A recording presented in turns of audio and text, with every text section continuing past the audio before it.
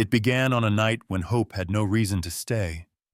An elderly couple, George and Evelyn Miller, stood shivering beside a crumbling shack on the edge of Maple Hollow, with nothing left but each other, their old dog Daisy, and a faith that hadn't yet burned out. They had lost everything, their savings, their home, even their son's trust.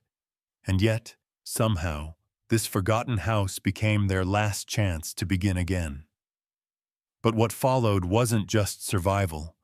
It was a miracle written in wood, prayer, and grace. A fight against greed, a journey of forgiveness, and proof that sometimes God rebuilds not the walls around us, but the hearts within them.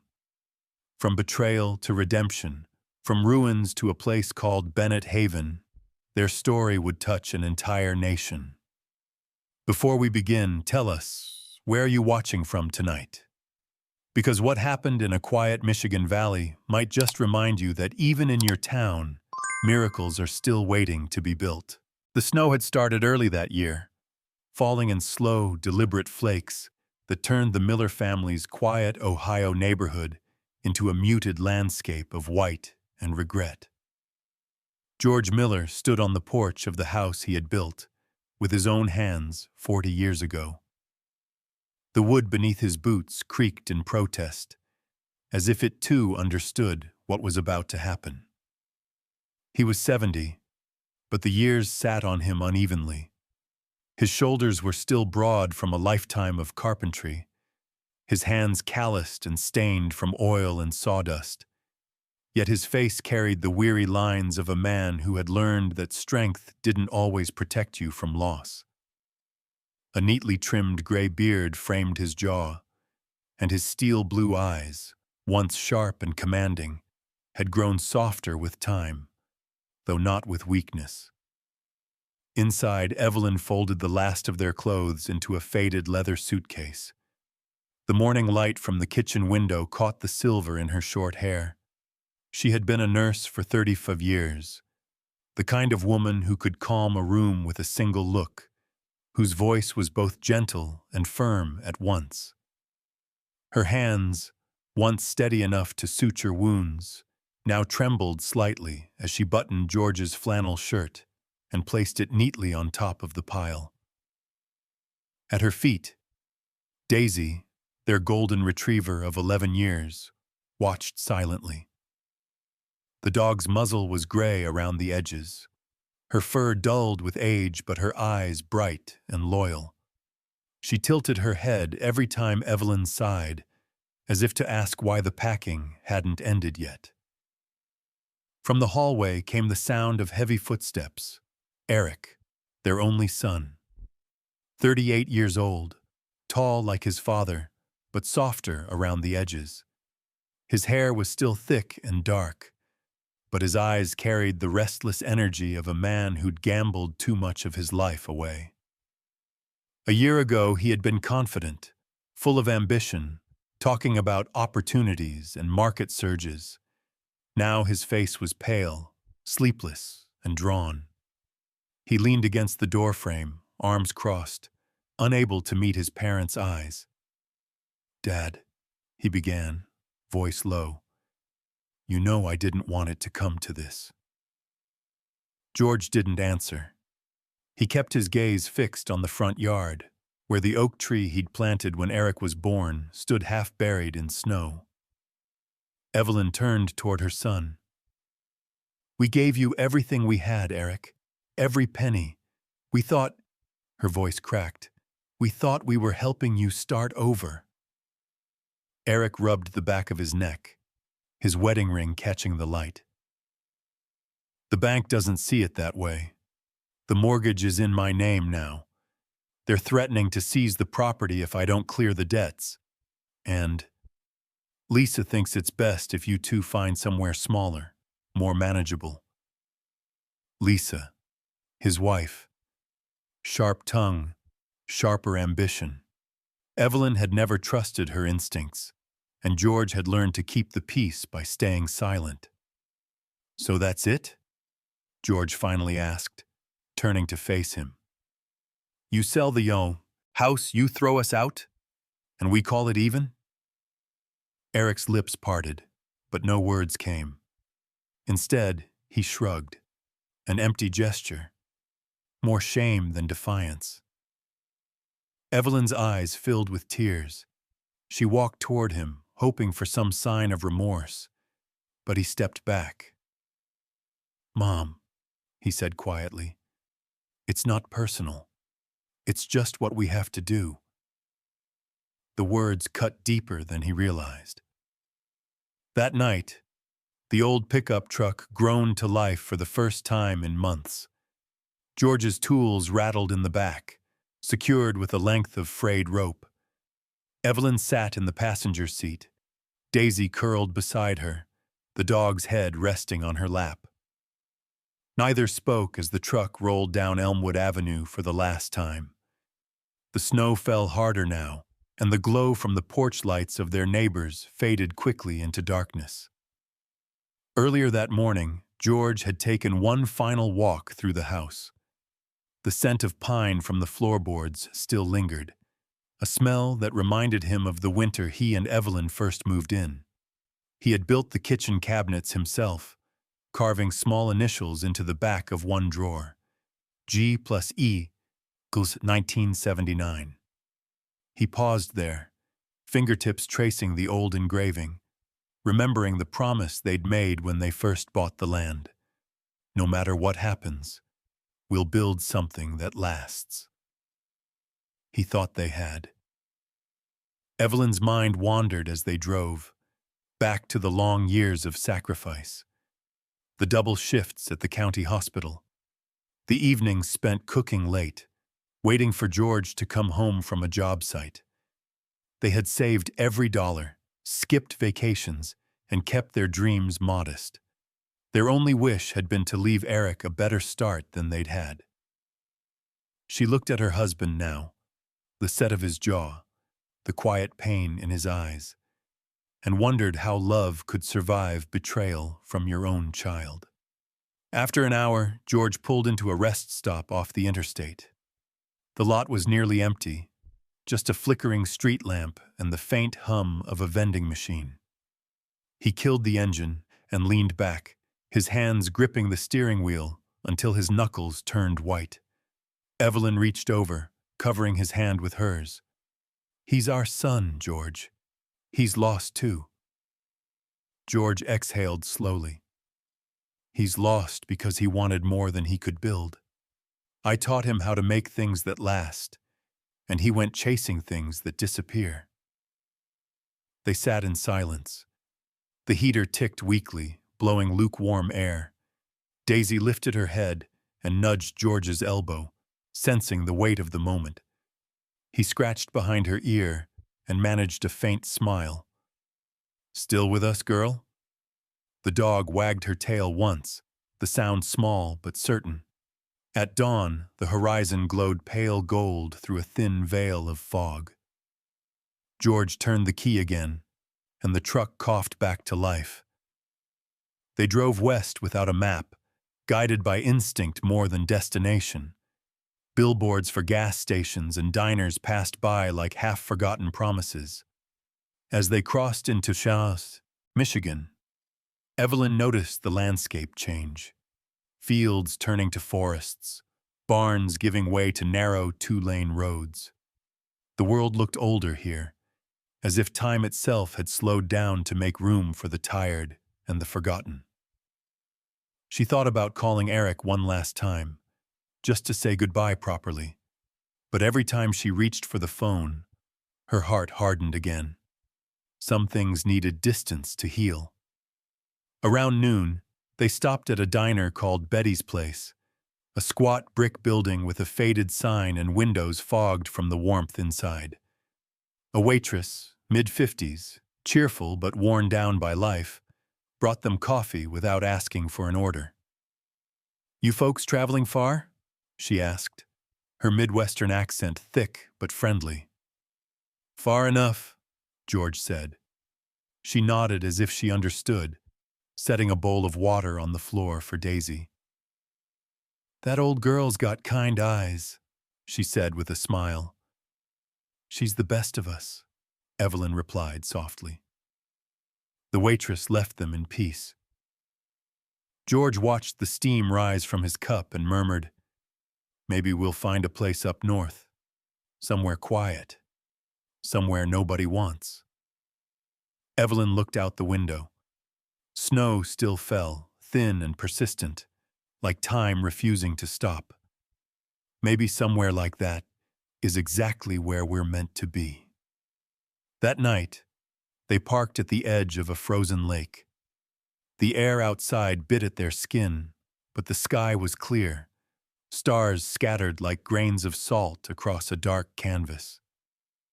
George wrapped his arm around Evelyn, pulling her close beneath the wool blanket. Daisy lay curled at their feet, her soft breathing steady and sure. In the stillness, Evelyn whispered, "Do you think we'll ever have a home again?" George looked at her, the reflection of starlight caught in his weary eyes. "If we build it ourselves, yes." He turned toward the windshield, where their future stretched out as a narrow, empty road cutting through endless woods.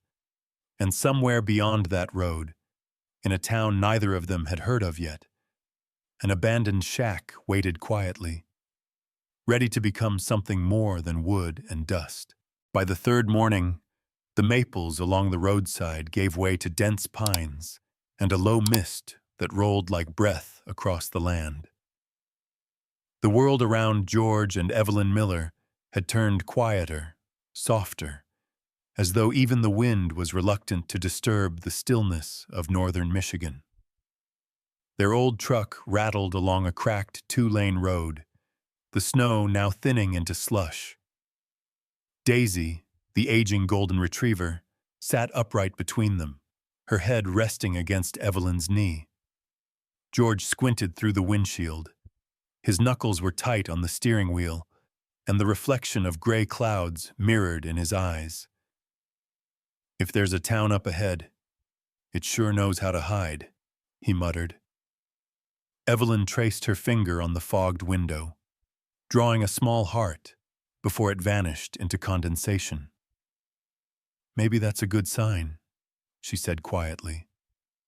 "A place hidden might mean no one will bother us." They drove for another hour before the first sign appeared. "Welcome to Maple Hollow, population 812. The wooden sign leaned to one side, half buried in frost, and the paint had peeled so much that Hollow looked more like Hall W.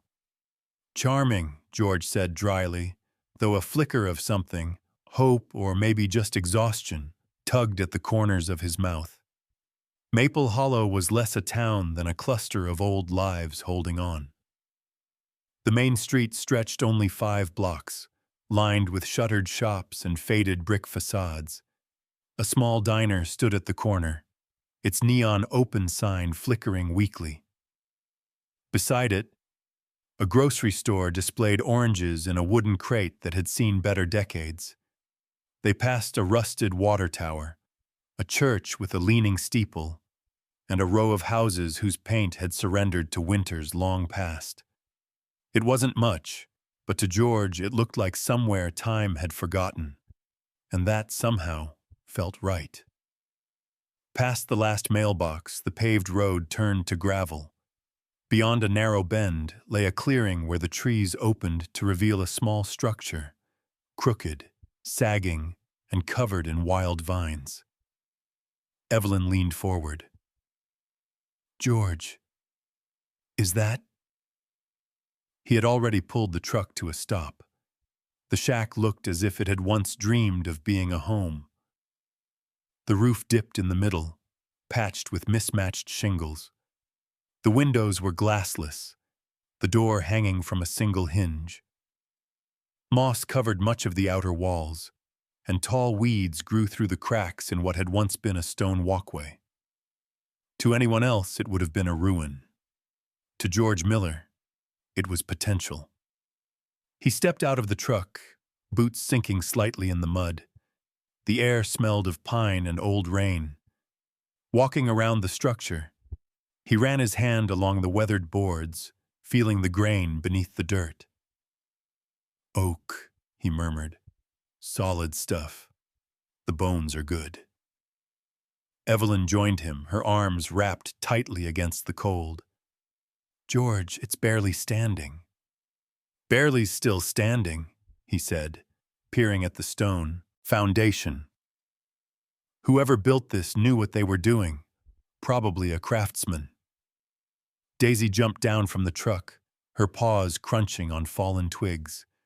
The old dog circled the shack twice, nose low to the ground, tail wagging faintly as if approving the find. She stopped at the doorway and sat down, her brown eyes meeting George's as if to say, "This is the one." Inside, the shack was dim and empty. Dust motes danced in shafts of light cutting through the gaps in the walls. The air was thick with the scent of old wood, wet leaves, and silence. There was a stone fireplace against one wall, all cracked but intact, and a single chair missing a leg. Evelyn stepped cautiously, her breath visible in the cold air. "It's larger than I thought." "2 rooms," George said, scanning the layout. "One for sleeping, one for living. We can make it work." He found a broom leaning in the corner, its handle warped with age. "Guess we're not the first to start over here." They spent the afternoon cleaning. Evelyn swept while George pried loose boards to check for rot. Daisy followed them from room to room, sniffing at corners, occasionally barking at shadows. By sunset, they had cleared enough space for 2 sleeping bags near the fireplace. George built a small fire from dry twigs gathered outside, and for the first time in days, warmth filled the air. Evelyn sat beside the fire, watching the flames reflect in Daisy's eyes. "We should at least thank whoever built this place," she said softly. "Maybe we can, in a way," George replied, "by taking care of it." While sweeping under what remained of a cabinet, Evelyn's broom struck something metallic. The sound was faint but distinct, a hollow clink. She knelt and brushed away a layer of dust to reveal a small tin box, its lid rusted shut. "George, look at this." He joined her, prying it open with his screwdriver. Inside lay a bundle of yellowed letters tied with ribbon and several black and white photographs.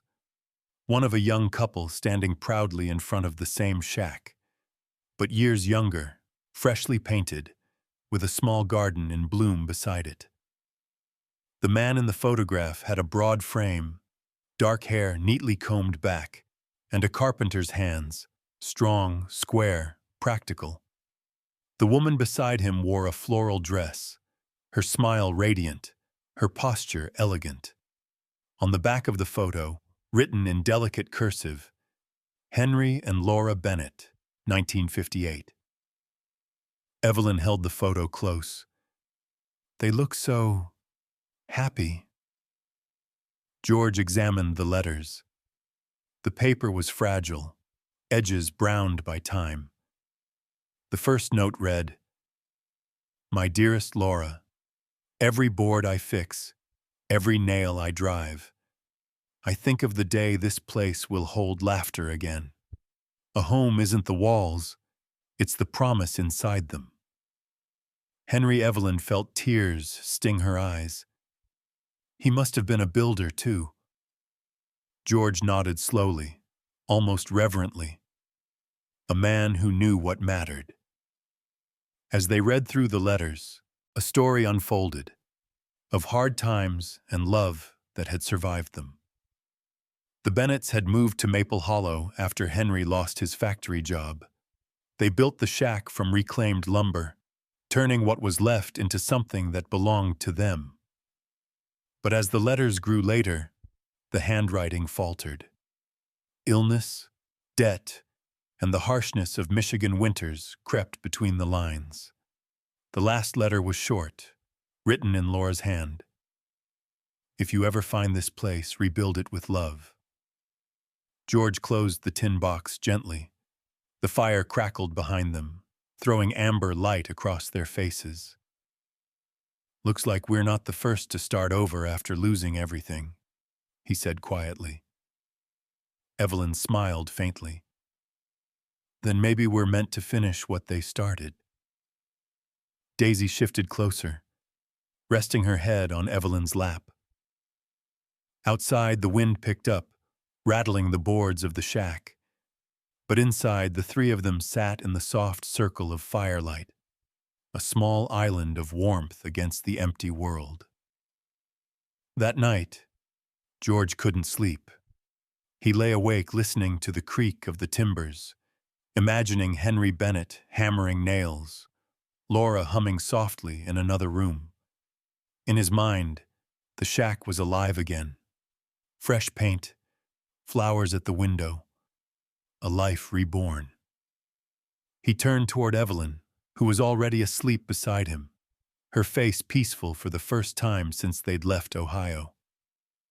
Daisy lay curled between them, snoring gently.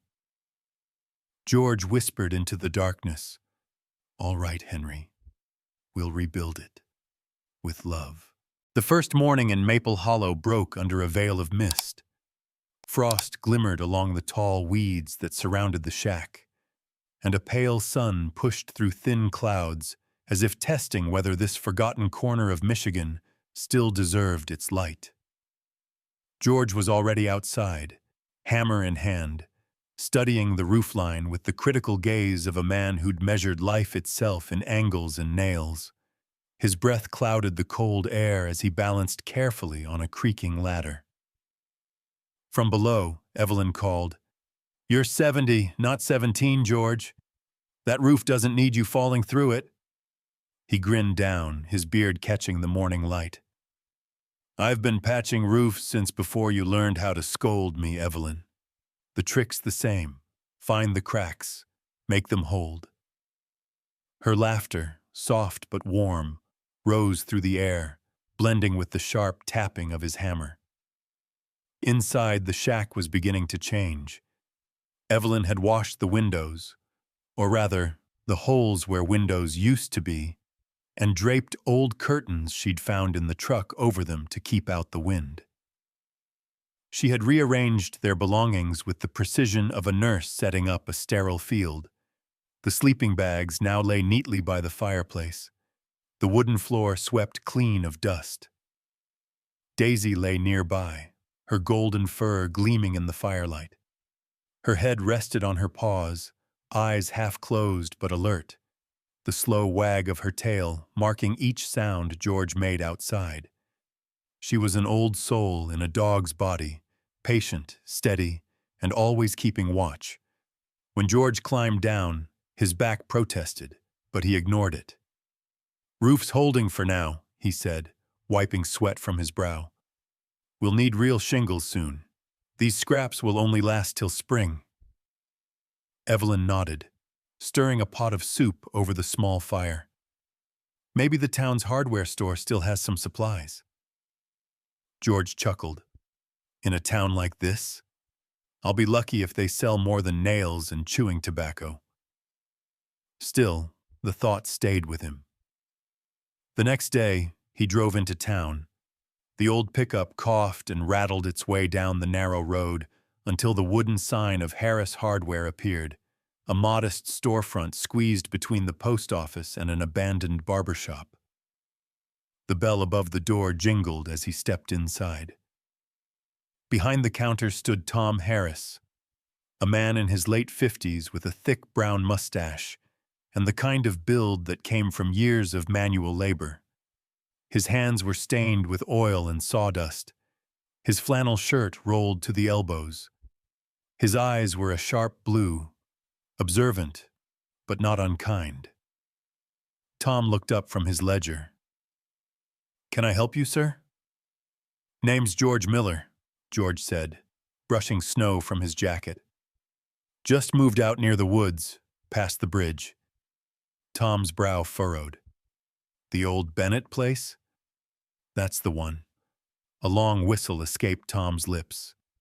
"Most folks wouldn't touch that shack with a 10-foot pole." Roof's near caved in, and the foundation's older than my grandmother's Bible. George smiled faintly. Then it's lucky I brought a hammer instead of a Bible. Tom snorted, but there was a flicker of respect in his eyes. What are you after? Roof nails, pitch, and anything cheap enough to keep the snow where it belongs, outside. Tom disappeared into the aisles, returning with a small box of nails and 2 buckets of sealant. Ain't much, he said, setting them on the counter. But it'll hold for a while. You planning to stay out there long? George hesitated. Long enough to make it livable. Tom nodded slowly.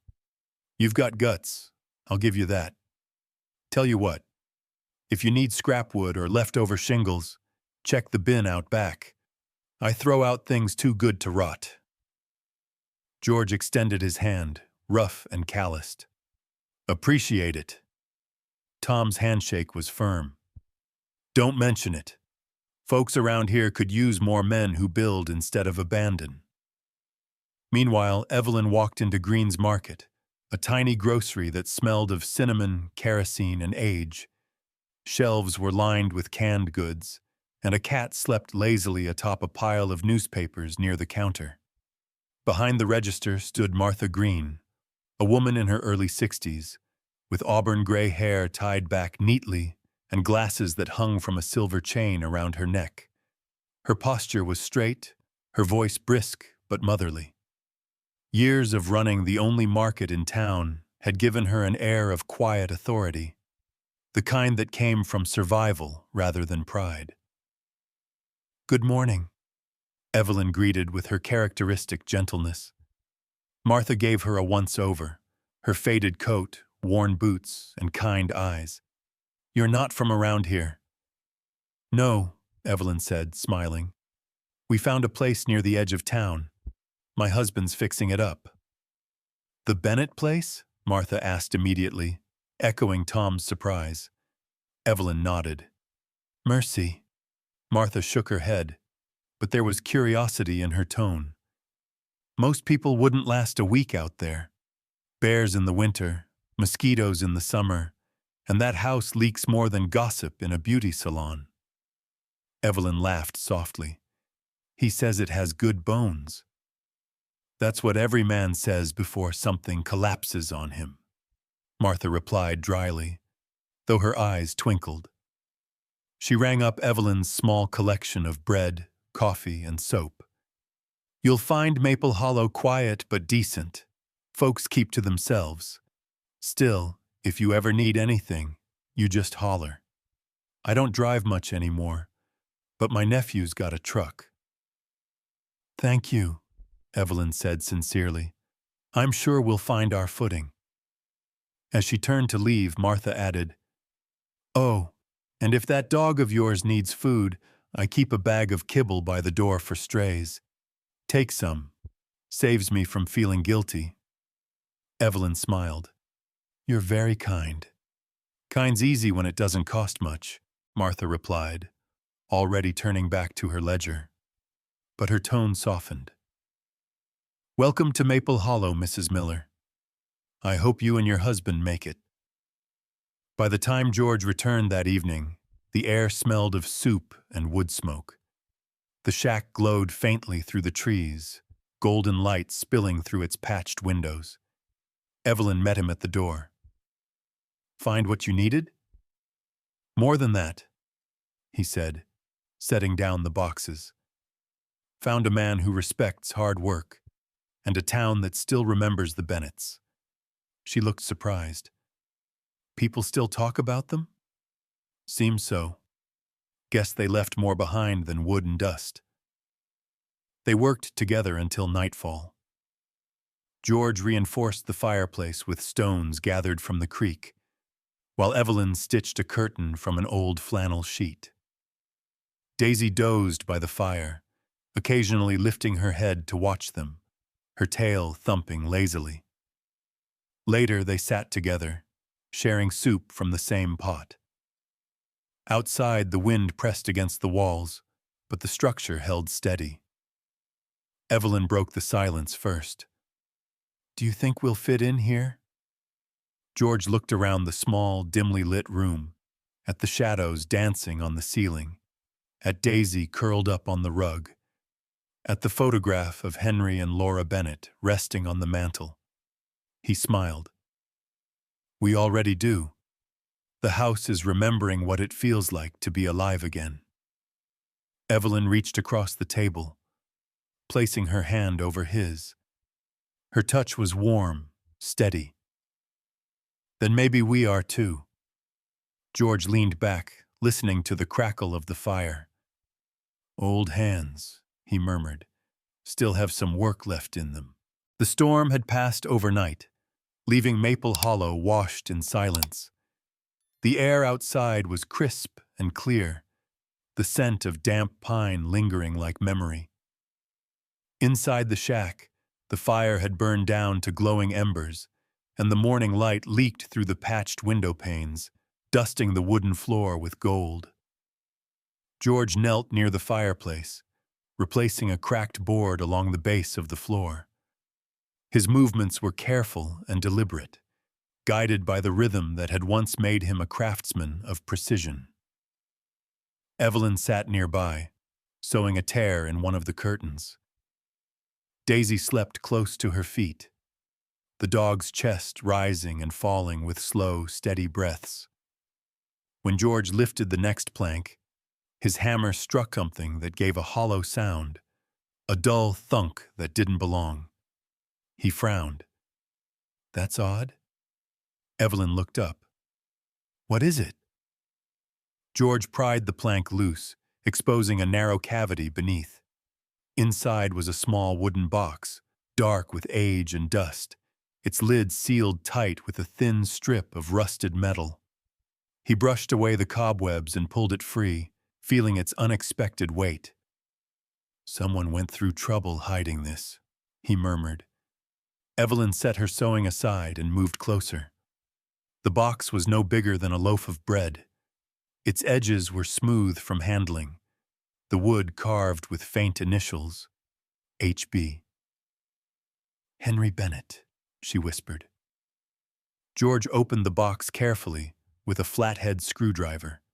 Inside lay a bundle of papers, yellowed and brittle, tied together with faded twine. Beneath them rested a folded envelope, sealed with wax long broken. He unfolded the first page. The ink had faded, but the handwriting, firm, angular, unmistakably masculine, was still legible. December 2nd, 1961. To whom it may concern, I write this, knowing time may forget us. The bank claims our debt was unpaid, yet our receipts prove otherwise. They will not listen. We are being forced from the home we built, though every nail, every board carries our hands upon it. Should someone find this, know that this house was never abandoned, only taken. Henry Bennett. Evelyn read the words slowly, her voice trembling. They lost it, not because they failed, but because the system failed them. George turned the next paper, an official-looking deed stamped with a faded seal. It bore Henry Bennett's name and the legal description of the property. This was their proof, he said softly, their ownership. Evelyn pressed her palm against the paper as though to comfort it. History repeats itself, she murmured. People like them, and like us, build with honesty and still get erased. Daisy lifted her head, sensing the change in their tone.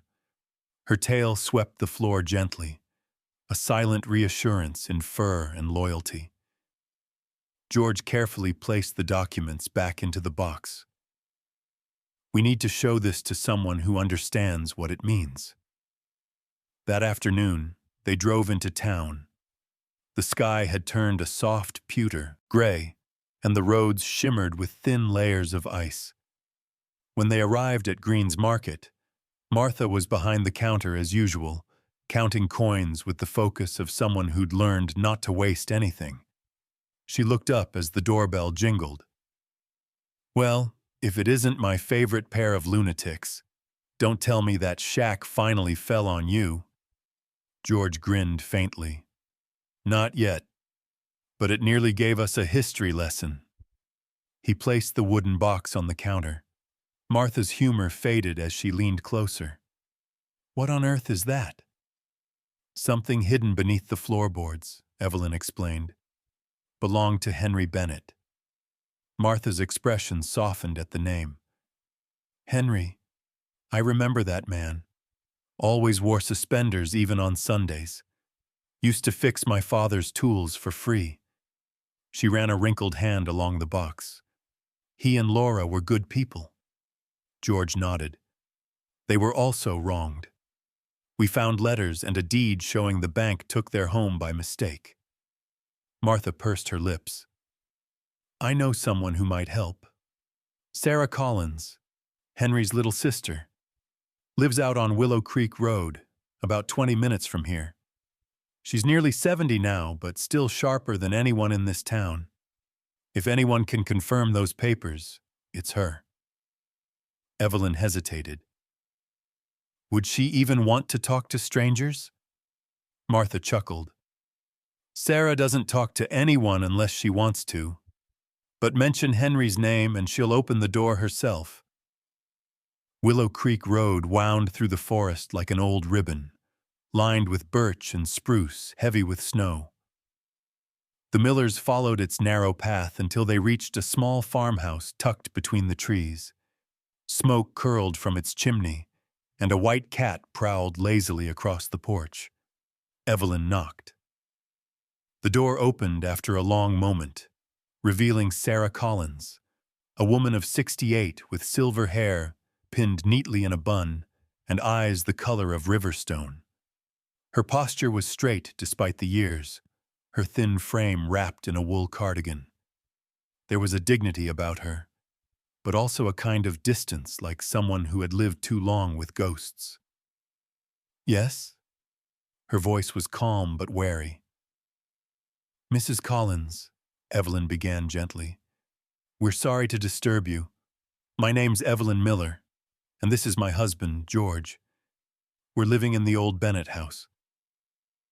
At the word Bennett, Sarah's expression shifted, surprise mixed with something deeper, older. You found the place still standing? Barely, George said with a small smile. But we're trying to bring it back. Sarah studied them for a long moment, before opening the door wider. Come in before you freeze. Inside, the house was cozy but sparse. Every surface held traces of a life well lived.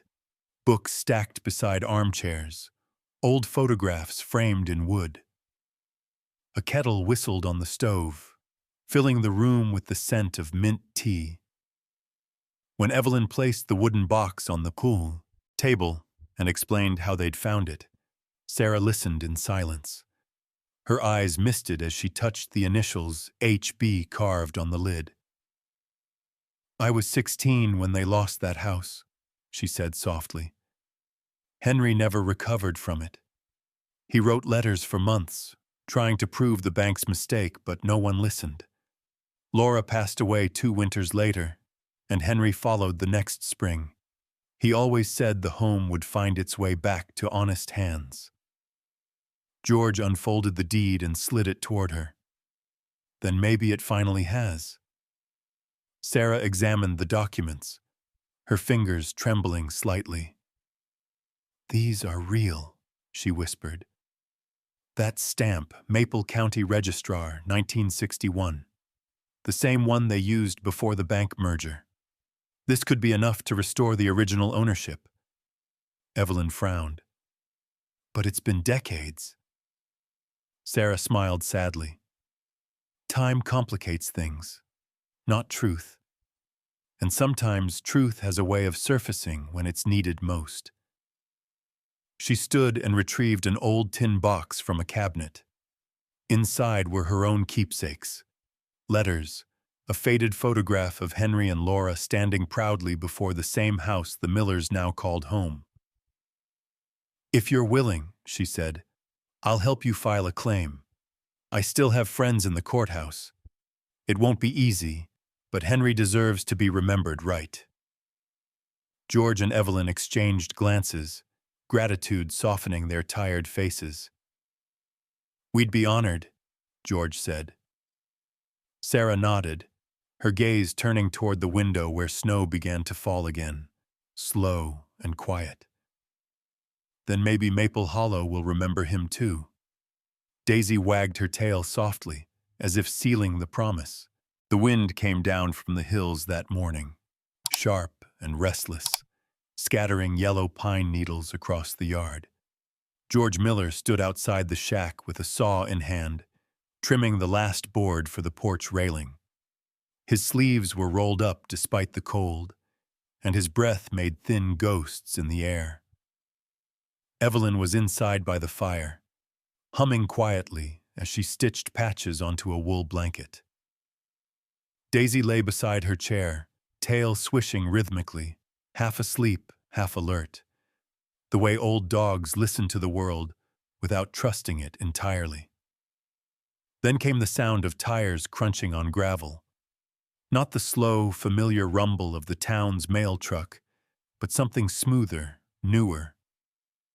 Daisy lifted her head and gave a low, cautious growl. Evelyn set down her sewing. "George?" He was already stepping onto the porch, eyes narrowed against the glare of late morning sun. A silver-gray SUV was easing its way up the narrow path. It came to a stop a few yards from the house. From it stepped a man. Not a local, that much was clear right away.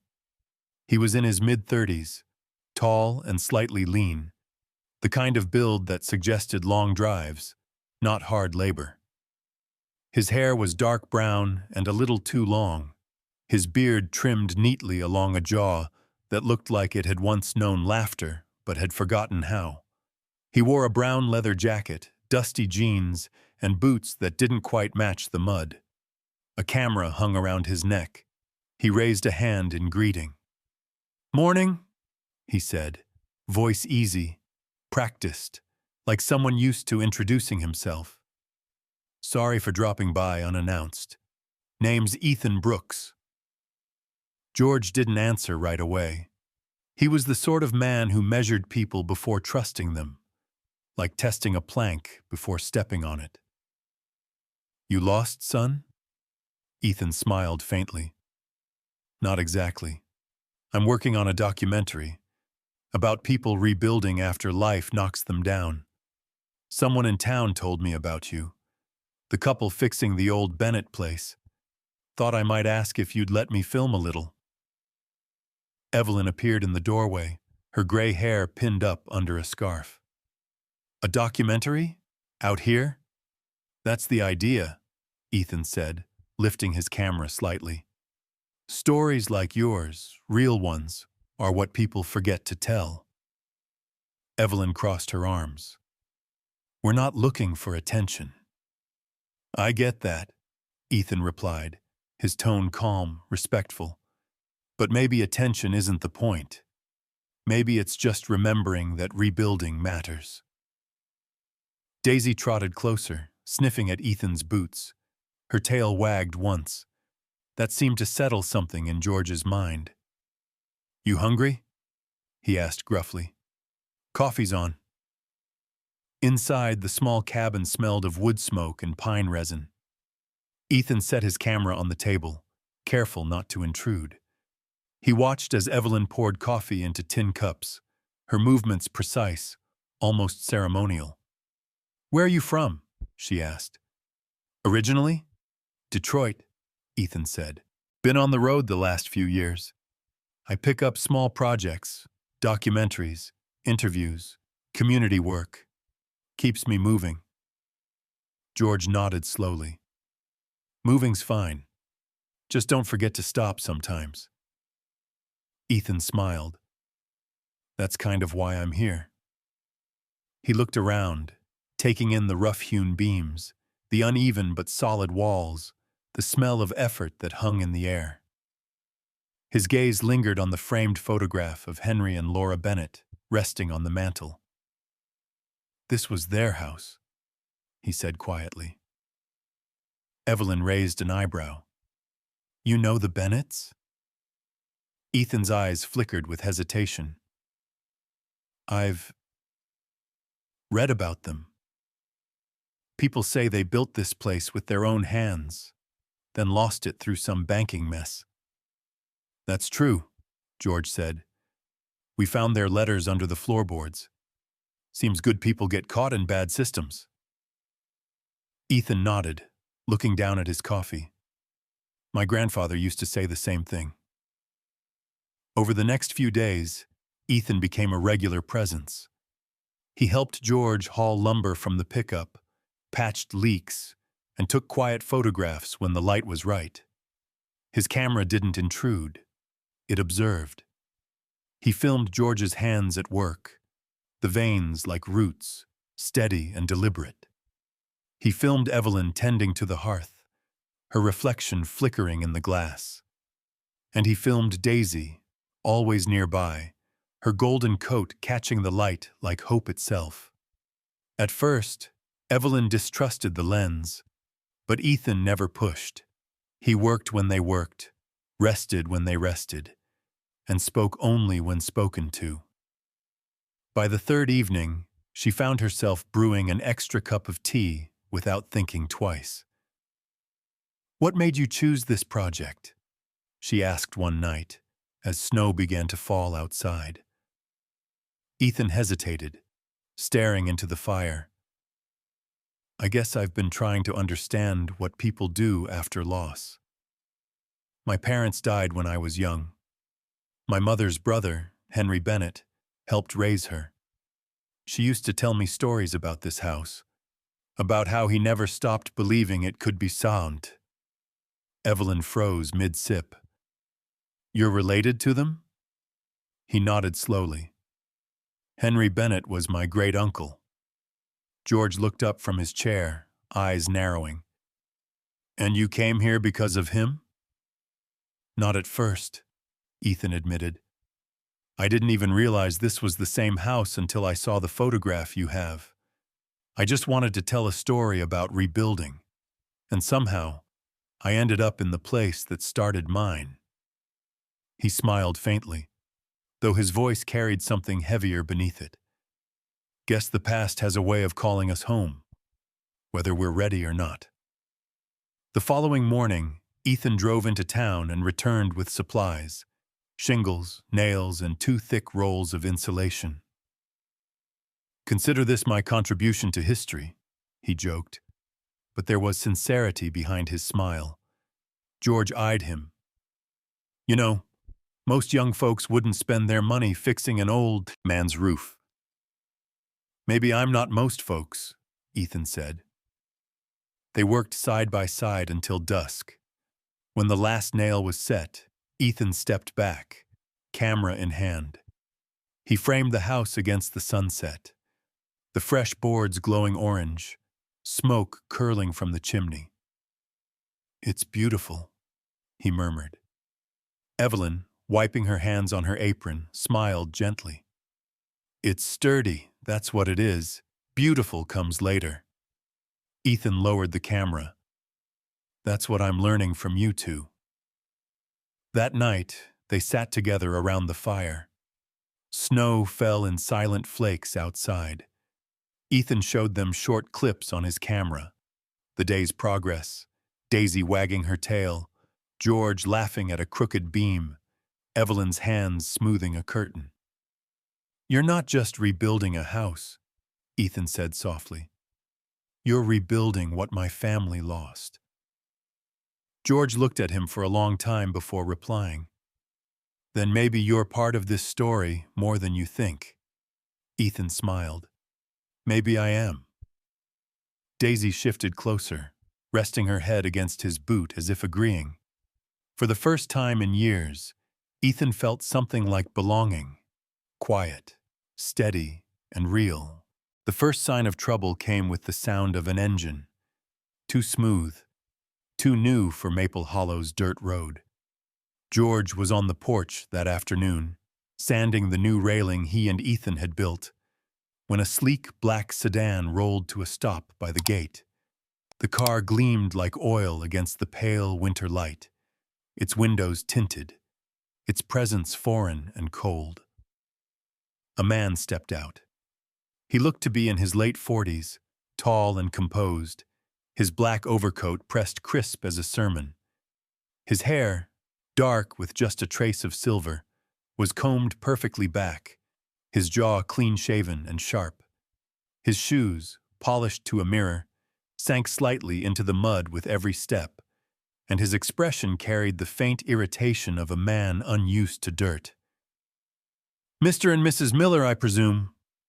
His voice was smooth, authoritative, with the kind of confidence that came from boardrooms and expensive lawyers. "Richard Blackwell, Blackwell Development Group." Evelyn stepped out from the doorway, wiping her hands on her apron. "We don't deal with developers, Mr. Blackwell." He smiled, thin, professional, insincere. "That's precisely the problem, ma'am. You're occupying land that now belongs to us. This parcel, Lot 27, Section B of the Maple Hollow Property Registry, has been purchased for a wellness retreat project. Congratulations. You're standing on the future site of the Haven at Cedar Ridge." George straightened, setting the sander aside. "This land doesn't belong to you," he said evenly. "We have proof of ownership."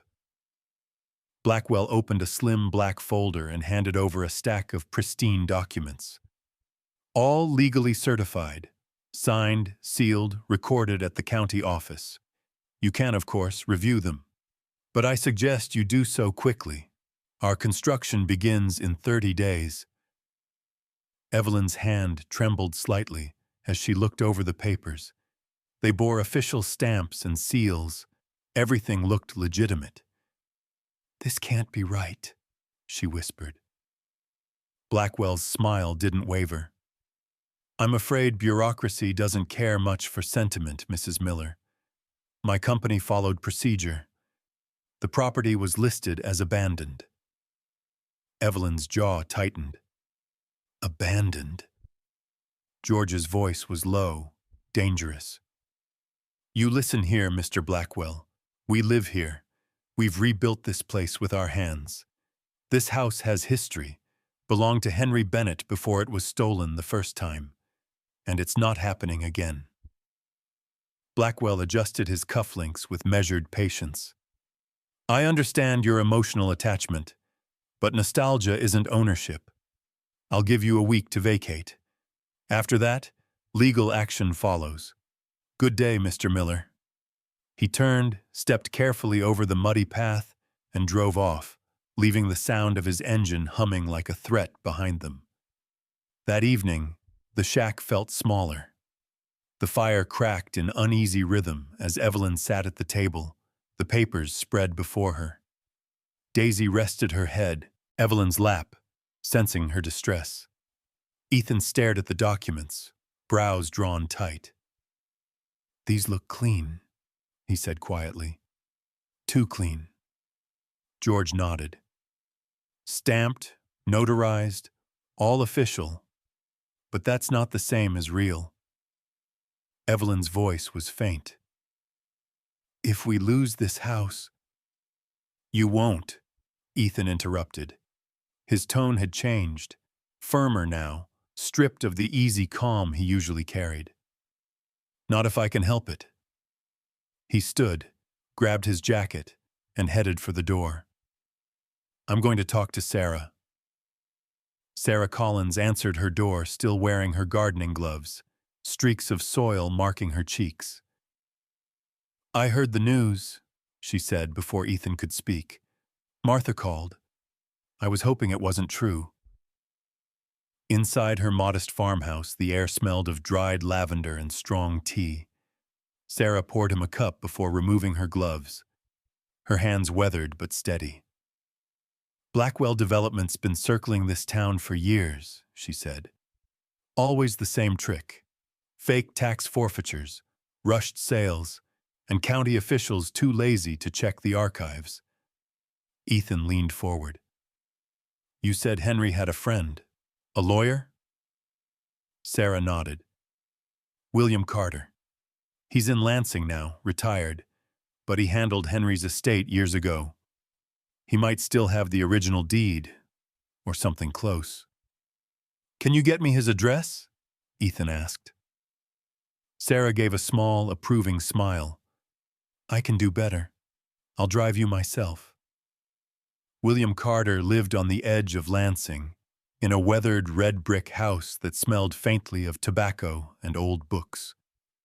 He was in his early 80s, tall but slightly stooped, with hair as white as frost, and a mustache that framed a mouth accustomed to wry smiles.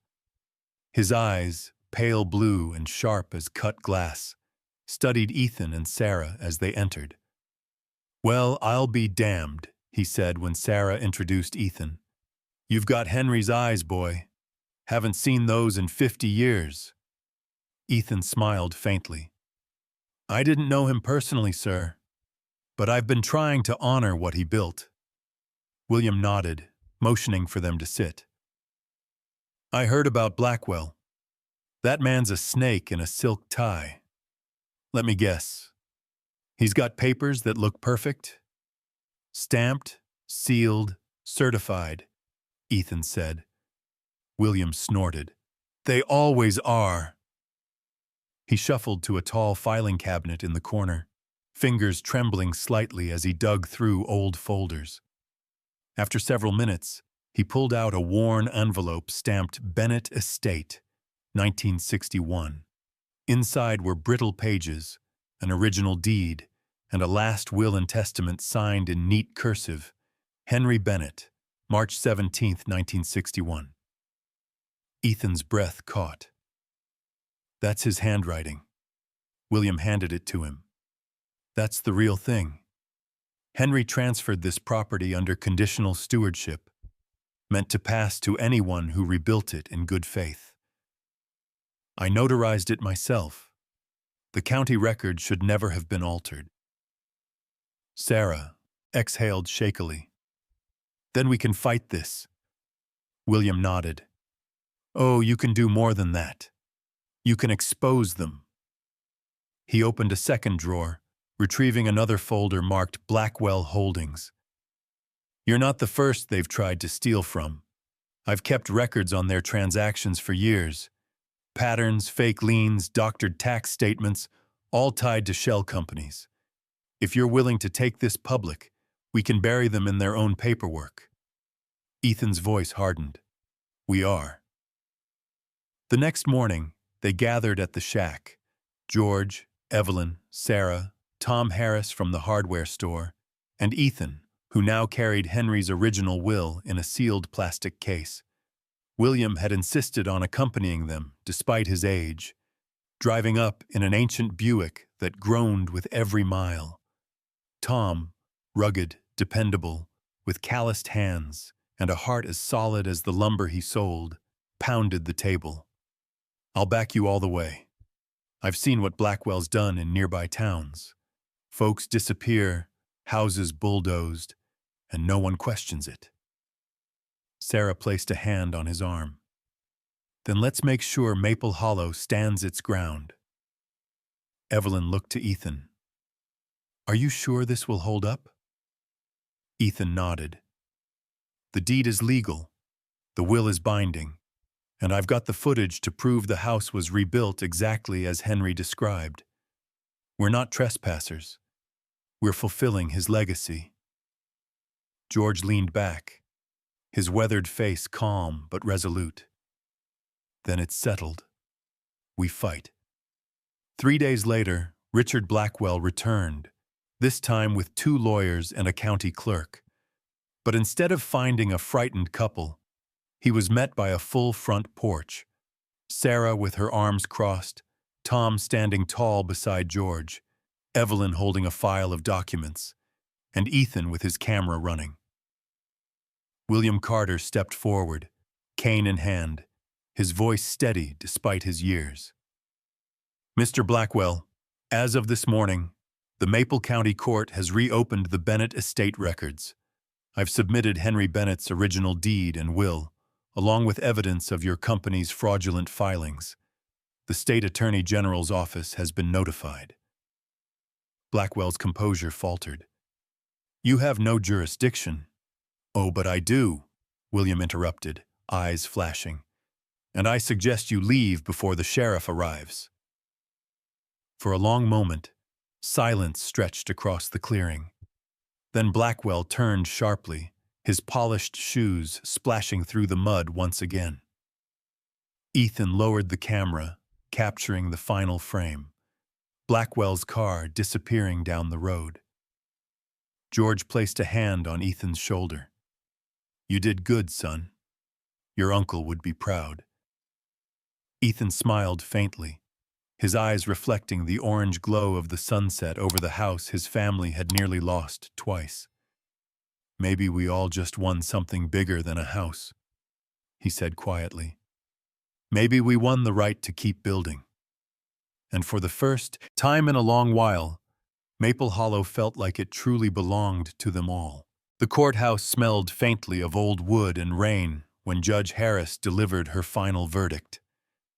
The gavel came down with a sound that seemed to echo through every wall of George and Evelyn's rebuilt life. This court finds that the property known as the Bennett homestead shall remain in possession of George and Evelyn Miller, the rightful inheritors under the stewardship clause of Henry Bennett's will. Evelyn's fingers found George's hand beneath the table. For a moment, neither of them could speak. Across the courtroom, Richard Blackwell sat stiffly in his tailored suit, his once slick hair slightly disheveled, the confident gleam in his eyes dulled to disbelief.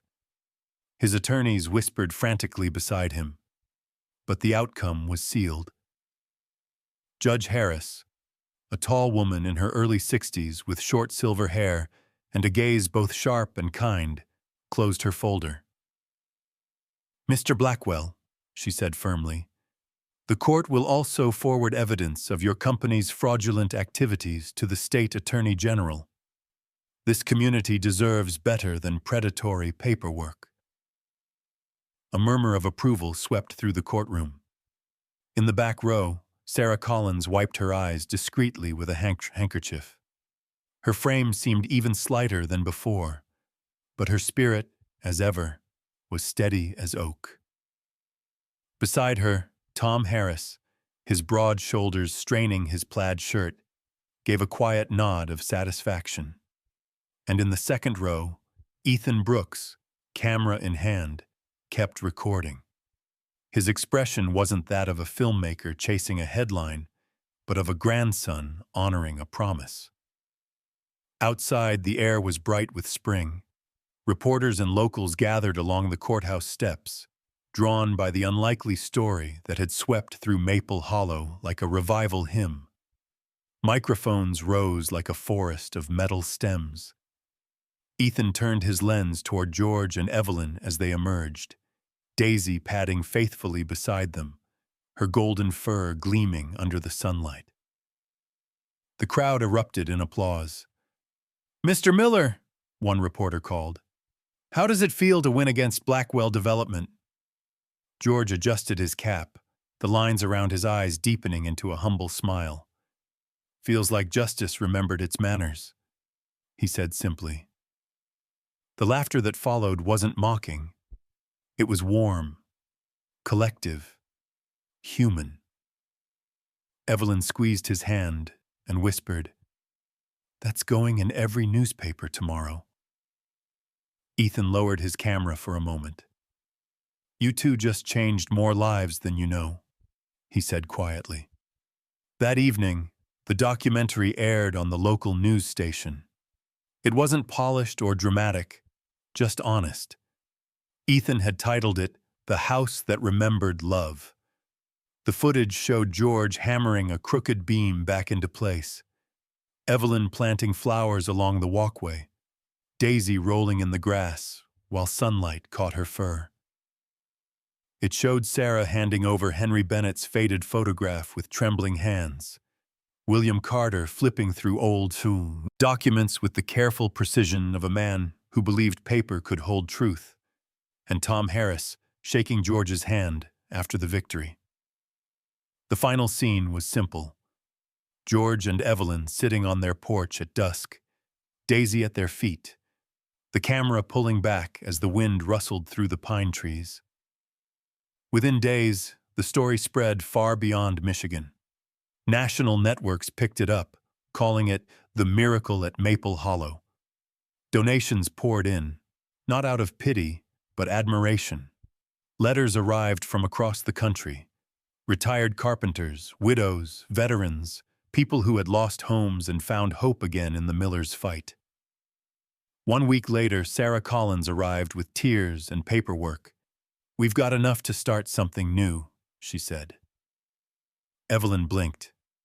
"Something new?" Sarah smiled, her gray eyes bright.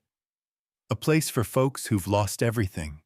Small cottages built the way Henry dreamed. We'll call it Bennett Haven.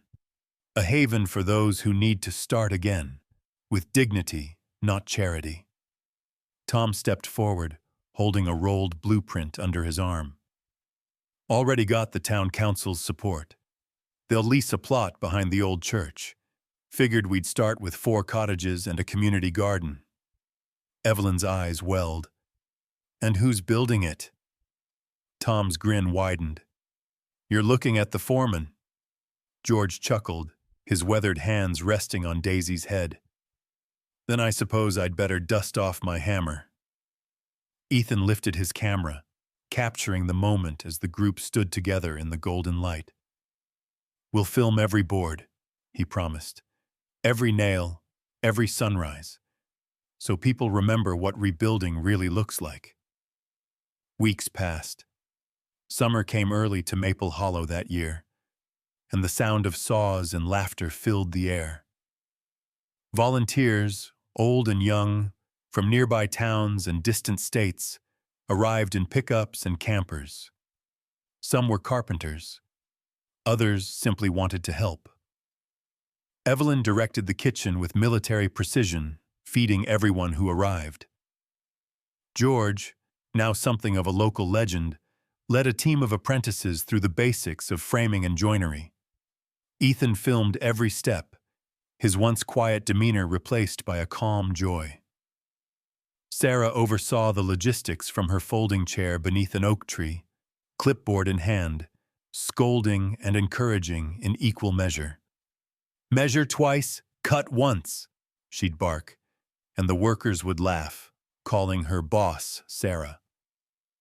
Even Daisy had her duties. She patrolled the site daily, tail wagging, earning scraps of bacon from every volunteer who passed. By August, the first cottage was complete. White walls, green trim, and a small plaque near the door that read, "Bennett Haven, built by many hands, bound by grace." It was early autumn when a familiar vehicle appeared at the gate. A blue sedan, worn and hesitant, the kind that carried more regret than miles. Evelyn froze as she saw who stepped out. Eric, their son. His once slick hair was shorter now, his suit wrinkled, his face drawn with fatigue and shame. He looked older than his years. "Mom," he began, voice unsteady. "Dad." George stood silently on the porch, arms crossed.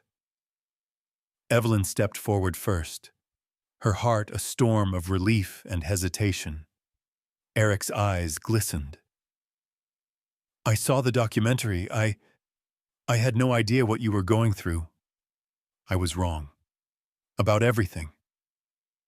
I came to say I'm sorry." Evelyn touched his cheek gently. "You always were my boy," she said softly. "But sorry takes more than words." Eric nodded, swallowing hard. "Then let me earn it. I want to help however I can." For a long moment, George said nothing. Then finally, he exhaled and looked at his son. A house, he said, can be torn down and built again. But trust, he paused, eyes steady. Trust takes time, Eric, and work. Eric nodded again, tears threatening. Then I'll start with work. That evening, the sun sank behind the trees, painting the sky in hues of amber and rose. George and Evelyn sat side by side on the porch of their freshly painted white home. The air smelled of cedar and autumn leaves. Daisy lay stretched across their feet, her head resting on Evelyn's knee. The sign at the gate caught the last of the sunlight. Rebuilt not by wealth, but by grace. Ethan stood a few yards away, his camera lowered, letting the moment live unrecorded. Some stories, he thought, don't need editing. They just need to breathe. As the crickets began their nightly song and the wind whispered through the pines, George took Evelyn's hand. We didn't just rebuild a home, he murmured. We rebuilt what was lost. Evelyn smiled, resting her head on his shoulder. With love, George. Always with love. And as Daisy sighed contentedly beneath them, the light faded over Maple Hollow, a home once forgotten, now shining again in the quiet grace of evening. There are stories that end with the closing of a door, and others that open a window to something far greater than we can see. The story of George and Evelyn Miller wasn't just about reclaiming a house. It was about discovering what faith can do when everything else is gone. When the walls of life crumble, when your strength feels too small for the weight of the world. Remember this: every act of kindness, every nail driven in hope, every tear wiped away by love is its own kind of miracle. We often wait for thunder from the heavens, for the seas to part and the skies to split open. But most of God's miracles don't arrive in lightning. They arrive quietly, through hands that refuse to give up, through hearts that still believe there's something worth saving. In Maple Hollow, the miracle wasn't the victory in court. It wasn't even the new house painted white under the Michigan sunset. The miracle was grace, the grace that moved through strangers who became family, through a son who learned to say, "I'm sorry," through the warmth of a dog sleeping at her master's feet, through the courage of two old souls who built love where others saw ruins. Maybe you're watching this from a small apartment, or a hospital bed, or a place that doesn't yet feel like home. Maybe your own house has fallen apart. Your plans, your relationships, your faith. But know this: what's broken isn't beyond repair. When we give our pain to God and keep working with our hands and hearts, He meets us right where we are. He turns despair into endurance and endurance into grace. If this story touched you, don't let it end here. Share it with someone who needs to be reminded that miracles still happen, that faith still rebuilds, that love still restores. Leave a comment below and tell us where you're watching from or who you're rebuilding for. Subscribe so you don't miss the next story of grace, courage, and redemption, because every view, every prayer, every word of encouragement helps us keep telling stories that light the dark. And tonight, before you close your eyes, take a moment to thank God for the walls that still stand, the hands that still build, and the hearts that still hope. May the Lord bless you and your family, keep your home warm with peace, and remind you always that even in the quietest corners of this world, grace is still working and miracles are still being built.